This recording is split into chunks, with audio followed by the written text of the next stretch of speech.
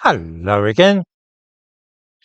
George Santayana famously observed that those who cannot remember the past are condemned to repeat it.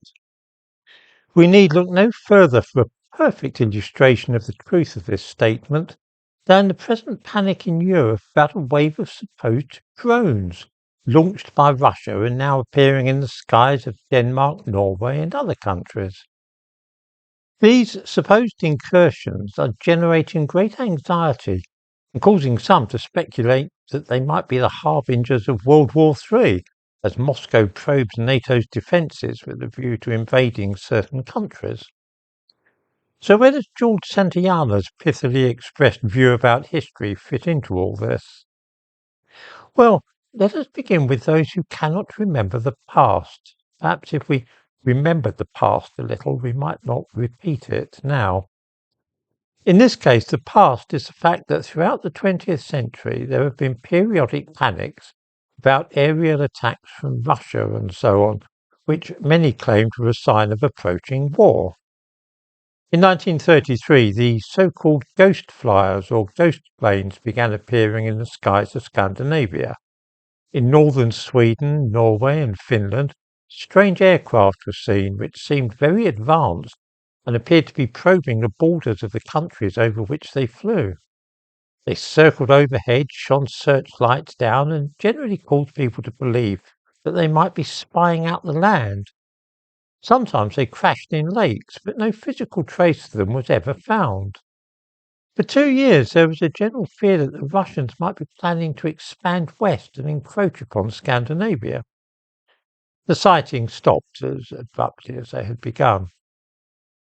After the fall of the Soviet Union in the early 1990s, official records were checked and showed that whatever else these strange flying machines might have been, they were nothing to do with the Russians.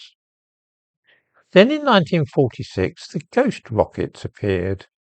These were apparently shaped like missiles and some manoeuvred like modern-day cruise missiles. They were seen in Sweden, Finland and Norway, although physical evidence for them, like the earlier ghost planes, was lacking. Some pieces of metal were found during searches, but these were probably just bits of old scrap metal lying around and nothing to do with the supposed rockets. Once again, the Russians were said to be behind the sightings. Perhaps they were testing out developments of captured V-2 rockets. Some in the Swedish army were sceptical and suggested that meteors had been seen, or perhaps the planet Venus. In short, it was felt by many that this was a case of mass hysteria rather than anything to do with secret Russian weapons. Of course, some viewers will perhaps be thinking now about UFOs, and that raises a very interesting and perhaps significant point. At the beginning of the 20th century, there was a worldwide wave of ghost airship sightings, giant airships like Zeppelins, which began to be seen all over the place. In England, there was the Phantom Airship scare of 1909, when witnesses claimed to have seen airships flying overhead. In the 1950s, of course, as the space race began, it was spaceships and flying saucers which were seen, rather than airships or aeroplanes. In other words, these mysterious aerial objects seem to take on the form of whatever people are talking about and thinking about or worried about at the time. When people in England were worried about German militarization in 1909 and the development of the Zeppelin, lo and behold, they see airships.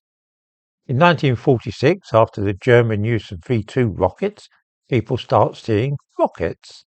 And then when space rockets start being launched, they see spaceships. Which leads us to the present day, when we are all worried about Russia's use of Iranian-made drones in Ukraine. This has perhaps triggered what might be called the phantom drone scare, in which mass hysteria causes people to see Venus, stars, ordinary aircraft, and anything else in the sky as a Russian drone. It will be interesting to see if any physical evidence emerges of drones in Scandinavia, or if the whole thing will simply fade away like the ghost flyers and ghost rockets of the past. In the description to this video, I give a couple of links to sites which discuss this particular subject, which some viewers might find interesting.